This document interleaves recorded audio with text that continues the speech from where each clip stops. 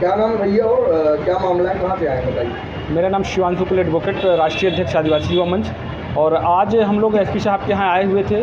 हनुमाना का जो कि मामला था, राजेश कोल की निर्मम हत्या की गई 4 तारीख को, और आम के पेड़ में उसको बांध के लटका दिया गया था, जिसके में हम लोगों ने हाईवे भी जाम किया। और उस दिन प्रशासन के लोगों ने ये हम लोगों को अल्टीमेटम दिया था कि आप लोग हाईवे जाम जो आप लोगों ने किया है इसको आप खोल दीजिए, हम लोग आपकी बात आगे एसपी साहब तक पहुँचाएँगे। और उस दिन आश्वासन देने के बजाय बाद हम लोगों ने हाईवे को खोला। और हम लोगों को ये तकलीफ़ पीड़ा आज भी हो रही है कि हमारे भाई के साथ जिस प्रकार से हत्या की गई है, हम लोग उसके न्याय के लिए आज पुनः से एसपी साहब के पास आए थे।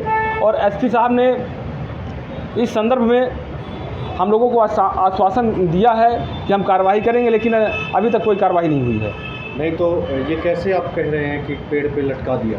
देखिए, अभी जिस प्रकार से 4 तारीख की घटना है, 4 तारीख की घटना के पहले 3 तारीख को उस लड़की के घर जाता है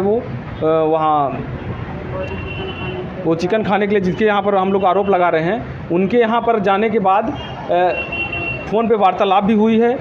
इनकी बहन ये खड़ी है, इनकी बहन से उसकी बहन की बात हुई है कि हमारे घर में चिकन खाने का निमंत्रण दे रहा था वो, तो इसके वजह से वो गया उनके यहाँ। और उसके बाद सुबह पेड़ के पास गांव में ही लगभग 200 मीटर बगल में पेड़ के पास उसकी सुबह देखते हैं तो उसका पैर जो है ज़मीन में टच किया था। और हमें समझ में ये नहीं आ रहा है कि 15 फीट ऊंचाई पर व्यक्ति अगर वहाँ से गिरता भी है तो उसका जो घुटना है वो टूट जाता, लेकिन उसके खरोंच नहीं है घुटने में, लेकिन उसके पूरे शरीर में आप देखिएगा, फोटो में आपको दिखाऊंगा, उसके शरीर में पूरी तरह चोट लगी है। और चोट लगने के बावजूद भी अभी तक कोई हम लोगों को संतुष्टि प्रशासन की तरफ से नहीं मिल पाई। बुलाई थी, क्या नाम था उसका?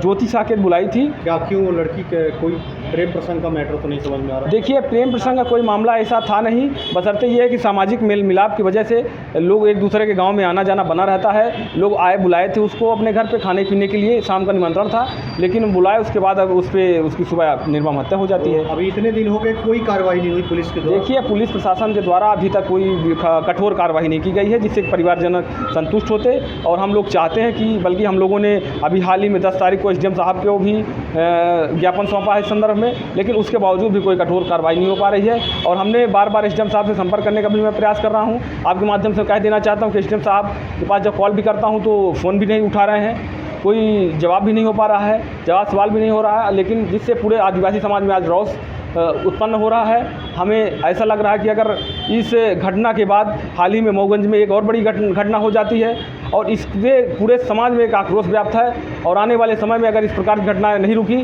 तो आदिवासी पूरा समाज सड़कों पर उतरने के लिए बाध्य होगा। दूल्हा साफा माला दुल्हन ज्वेलरी ब्रांडेड मेकअप सभी होलसेल रेट पर उपलब्ध है। पता प्रकाश चौराहा सब्जी मंडी रीवा। क्या नाम है आपका? मेरा नाम तारावती कोल। कौन था आपका रिश्ते में? वो मृतक मेरा भाई है, राजेश कोल। क्या हुआ था उस दिन जब फोन आया था? क्या 4 तारीख को नाइट में मेरे पास फ़ोन गया ज्योति साकेत का। वो बोली तुम्हारे हाल चाल फ़ोन पे हुआ, बोली तुम्हारे भाई को मैं बुला रही हूँ आज चिकन खाने के लिए। इसके बाद मेरी छोटी बहन अंतिमा सुबह एक बार कॉल की, मैं रिसीव नहीं की, दोबारा कॉल की, बोली कि भाई को फांसी पे कोई मार के लटका दिया है। मैं उस लड़की के पास फ़ोन की कि तुमसे कोई बातचीत हुआ कि नहीं हुआ, उसका नंबर उसी समय से बंद आने लगा और आज तक नंबर बंद है। और उसके घर की रस्सी है, मैं खुद की पहचानती हूँ, देख चुकी हूँ, उसी में मेरे भाई की फांसी लटकी हुई थी।